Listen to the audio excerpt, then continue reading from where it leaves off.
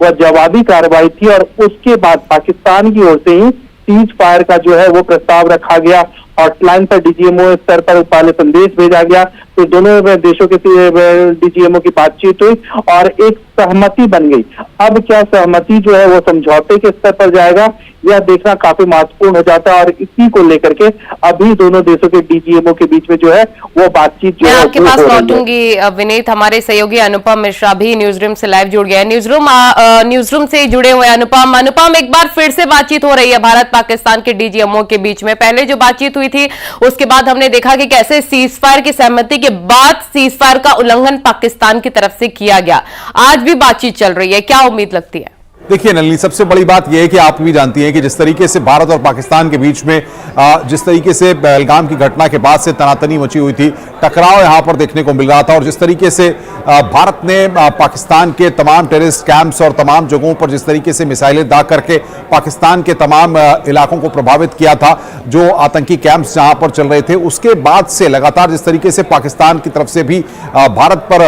लगातार हमले किए जा रहे थे, मिसाइलें दागी जा रही थी, तो कहीं ना कहीं जिस तरीके से सीज फायर को लेकर के जब पहल पाकिस्तान की तरफ से हुई, पाकिस्तान ने जब ये कहा कि वो नहीं चाहता कि ये इस तरीके के हालात आगे रहें, और उसके बाद जब भारत के डीजीएमओ के साथ पाकिस्तान के डीजीएमओ ने बातचीत की थी, तब जाकर के ये चीजें जो है शांत हुई थी। तब जाकर के माना गया था कि अब दोनों ही तरफ से इस तरीके से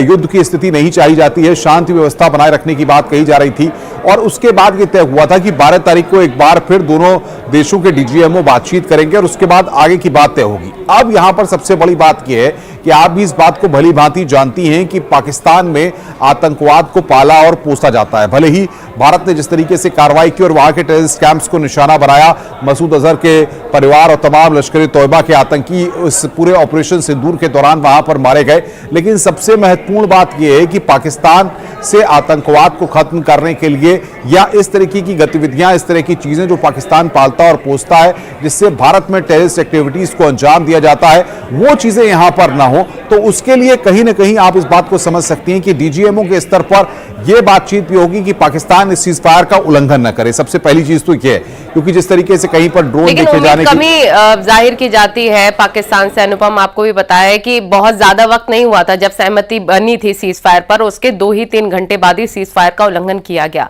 आज अब तीनों सेना की साझा प्रेस कॉन्फ्रेंस हो रही थी, प्रेस ब्रीफिंग, उसमें भी ये कहा गया था सीधे तौर पर कि पाकिस्तान की सेना के खिलाफ नहीं थी हमारी ये लड़ाई, हमारी आतंक के खिलाफ थी और पाकिस्तान आतंक को पाल पोस रहा है और सबूत के साथ भी हमने दिखाया कि कैसे जवाबी कार्रवाई की गई। आपका बहुत शुक्रिया अनुपम जुड़ने के लिए। विनीत, आपका भी बहुत शुक्रिया जुड़ने के लिए। जानकारी अपने दर्शकों को हम दे रहे थे कि दोनों ही